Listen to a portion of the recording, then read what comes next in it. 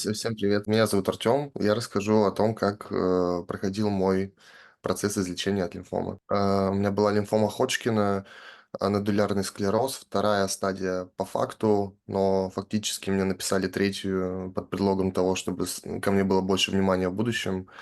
На момент постановки диагноза был 21 год. Я заметил м, в какой-то момент, что у меня появился лимфоузел в районе ключицы слева. Сначала пытался как-то закрывать на это глаза, потом в определенный момент понял, что это беспокоит. Почему-то интуитивно записался к эндокринологу платно, чтобы она посмотрела этот узел. Так получилось, что у доктора был опыт работы с пациентами с лимфомой. Ну, вот она меня сразу отправила к онкологу на консультацию по поводу удаления этого лимфоузла, сразу отправила на УЗИ, чтобы понять, это связано с щитовидкой или с чем-то другим, вот с лимфомой конкретно. Мне сразу сказали, что да, как бы лимфоузлы большие, у них не очень хорошая эхогенность, скорее всего, это что-то злокачественное, вот, и что нужно делать биопсию. То есть все очень оперативно прошло, да? И после Ну, биопсии, когда началась химия, какой протокол?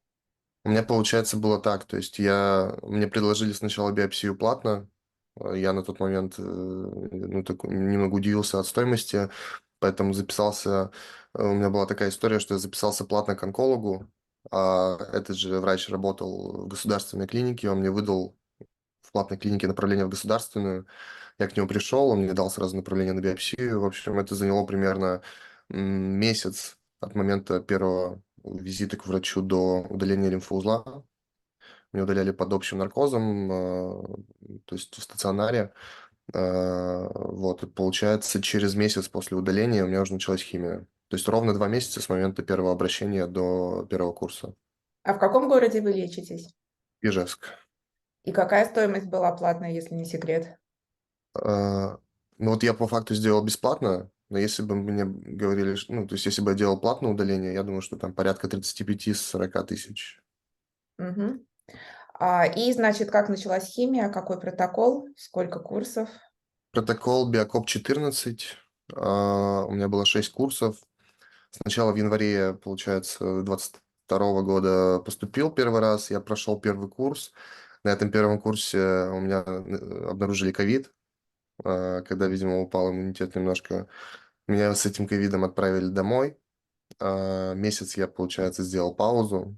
Потом в конце февраля, получается, я вернулся. Вот, и у меня как бы все лечение проходило стационарно, то есть я с, с 24 февраля 22 до 6 июня 22 был в больнице, то есть я не выходил на улицу ни разу, и все полностью в больнице проходил. А как они объяснили, почему дали биокоп? Это же более сильный протокол, а не АБВД. Мне предложили, как бы выбор дали условно, либо это АБВД, но я хожу в дневной стационар, либо это биокоп, он такой более токсичный, но с другой стороны более эффективный. Вот, и я нахожусь в обычном стационаре, а не в дневном. Я решил, что, ну, то есть, как бы тоже не совсем было понимание, что из себя химия представляет. Я решил, что пусть я лучше буду под надзором врачей все это время, потому что, ну, я думаю, что сложновато было бы в домашних условиях в таком состоянии находиться, а там все-таки поспокойнее, в том смысле, что всегда можно обратиться, каждый день приходит доктор, узнает самочувствие, отправляет на исследования и так далее. Мгм. Какие были побочки? Насколько тяжело переносился курс? Главная побочка моя была связана с печенью. Почему-то у меня очень повышались печеночные пробы, АЛТ и, ну, АЛТ по факту, то есть вот он у меня повышался до 200 с копейками, и мне из-за этого практически все курсы, наверное, переносили. То есть у меня идеально как бы не было ни одного курса проведено в смысле таймингов, которые должны быть заложены базово между ними, потому что биокоп такой интенсивный протокол, и там, получается, неделю капаешься, неделю отдыхаешь, или две, я не очень помню. Ну вот и опять надо капаться. И у меня между какими-то курсами по 2 недели уходило на то, чтобы восстановить печень, то есть печеночные пробы. Ну вот, от печени я сразу скажу, принимал, ну, то есть я базово как бы сел на диету, я не ел сладкое абсолютно, я не ел ничего вредное, я ел чисто больничную еду, похудел на 20 килограмм за это лечение, но чисто из-за того, что я как бы на диету сел. Вот, пил расторопшу, и потом в определенный момент ко мне вызвали гепатолога, просто проконсультироваться, мне назначили таблетки, фосфоглив, препарат. И вот когда эту терапию начали назначать, все стало лучше и продуктивнее пошло восстановление. Печень страдают очень многие, всегда на лимфоме она увеличена. Но, видимо, у вас просто было на нее еще дополнительное какое-то влияние этой протокола. Я тоже мучилась увеличенной, но было поспокойнее. Так, расскажите, пожалуйста, про ПЭТы. Сколько баллов было? Каждые 2 курса вам их делали или какая была периодичность? У меня, получается, суммарно вот уже на этот момент было 5 раз ПЭТ-КТ. Первый раз меня отправили до лечения, до химии. Получается, мне вообще в целом до лечения сделали, получается, биопсию лимфоузла, взяли трепан-биопсию из тазовой кости, отправили на ПЭТ-КТ. Я сделал ПЭТ-КТ до лечения. Там максимальное свечение по САФ у меня были там 8-9 в этом районе, в районе ключицы вот как раз, потому что там были самые большие лимфоузлы. Потом, получается, в течение стационарного лечения, как бы вот в течение 6 курсов химии у меня делали только СКТ, то есть без ПЭТ, контраста, без радиовещества, просто чтобы контролировать размеры, они больше, ну, то есть лимфоузлы в шее ушли очень быстро, они больше смотрели динамику в средостении по размеру. Получается, я выписался из стационара, и через месяц после выписки я поехал опять на ПЭТ. Это был, получается, уже первый ПЭТ после лечения. Там динамика по шейным и надключичным, подключичным лимфоузлам была хорошая, но средостение немного светилось. То есть, условно, оно было там 8-9, стало 4. Вот мне назначили лучевую терапию. Лучевую, получается, я прошел через 3 месяца, даже 4, возможно, после конца химии. А, Это было, получается, осень, октябрь 22 года, сентябрь-октябрь 22.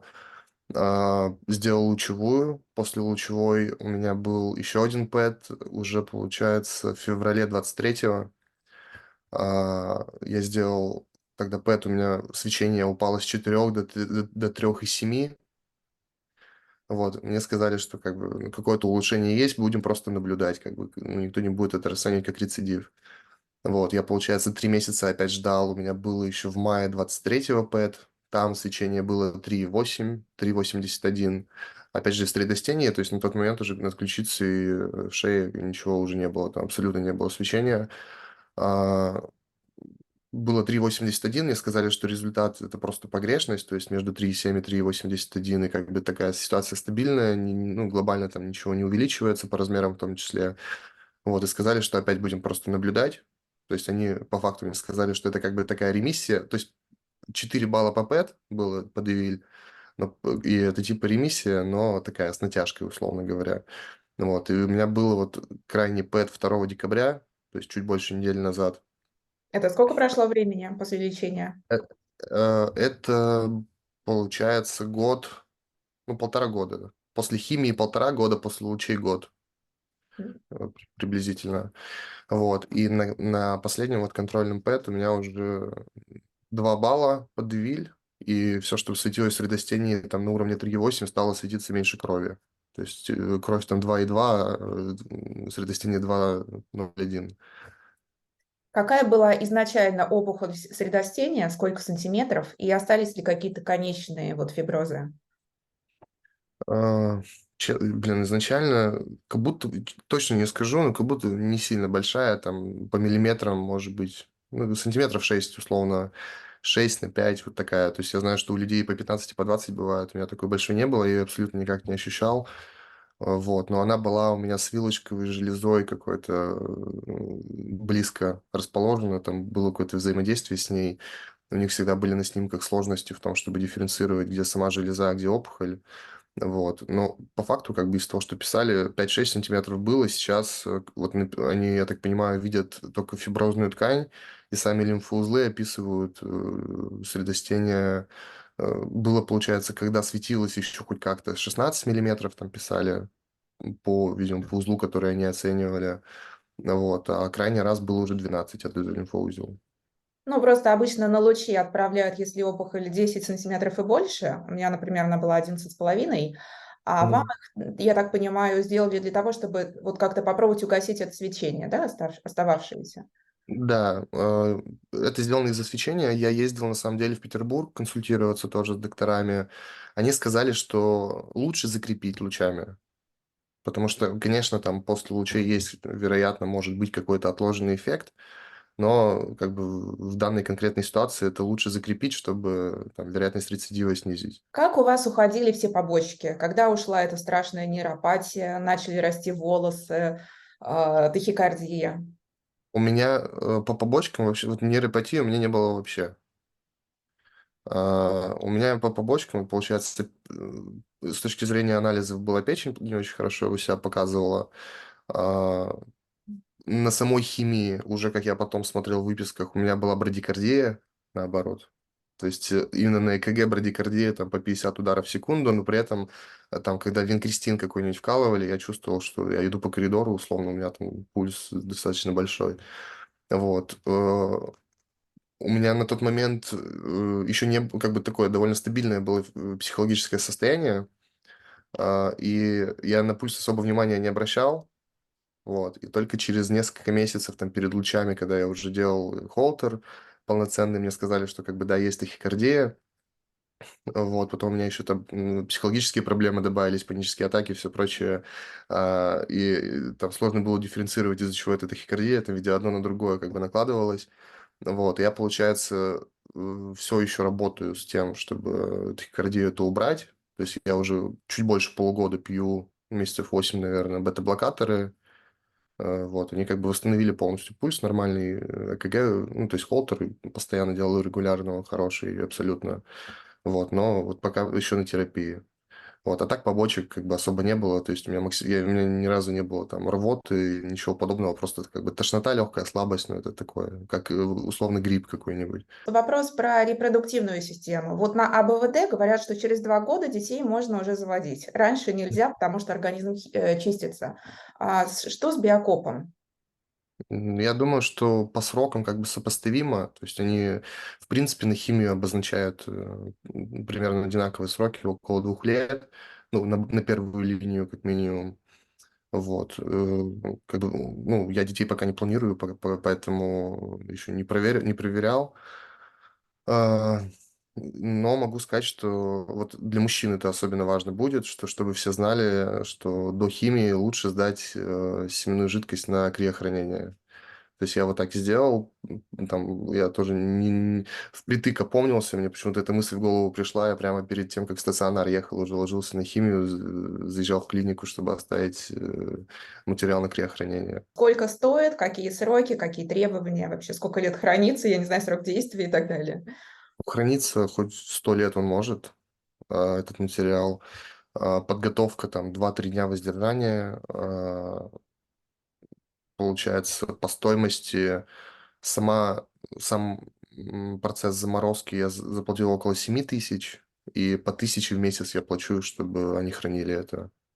Вот. Но, конечно, желательно это делать не в день, когда в стационар едешь, а заранее, там, недели, там, ну, за месяц, может быть, даже, и как можно больше пробирок сдать, условно говоря. Потому что, вероятно, ну, то есть тоже как бы это так работает, что в одной пробирке там активность материала одна, в другой другая, и если даже от химии какие-то проблемы потом в репродуктивной системе будут, чем больше у человека есть подготовленного материала, не отягощенного химиотерапией, тем больше вероятность там на ЭКО в будущем позитивная.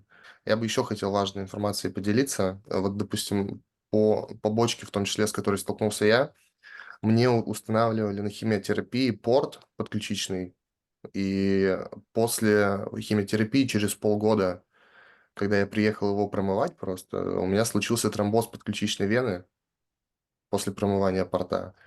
И потом я начал исследовать кровь, там огромное количество анализов на тромбофилию и прочее.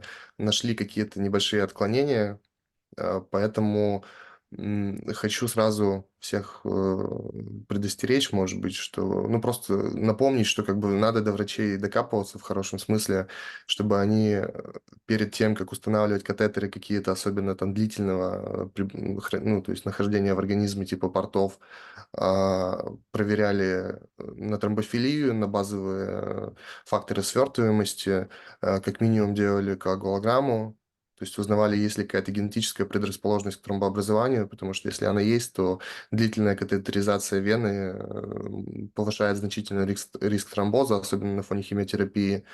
Вот, вдобавок к этому хочу всех обратить внимание всех, что нужно контролировать, проводится ли антикоагулянтная терапия, потому что даже у здорового человека может, особенно в рамках стационара, когда там активность не очень большая, может образоваться тромбоз, поэтому лучше проводить антикоагулянтную терапию. Мне это делали, вот судя по выпискам, уколами низкомолекулярного гепарина. Вот. И ну, УЗИ еще желательно сделать, особенно если у людей есть какие-то проблемы там, в нижних конечностях с варикозом, например, или там отеками, например, ног. То есть на это нужно большое внимание обращать. Потому что по факту как бы сама химия и там лимфома, она как бы тяжелая, но она, даже если какой-то губительный эффект несет, она не сразу его несет. А тромбы, например, это то, что может убить быстро. Вот, поэтому от таких вещей лучше остерегаться. И не всегда у врачей просто есть возможность, время, там, ресурсы, чтобы об этом думать, прям досконально проверять. Поэтому, если есть возможность, лучше там, к платному гематологу еще до химии сходить, именно на свертываемость, проверить себя, сдать какие-то анализы, чтобы точно понимать уже свой организм, потому что испытание как бы в виде химии такое довольно значительное.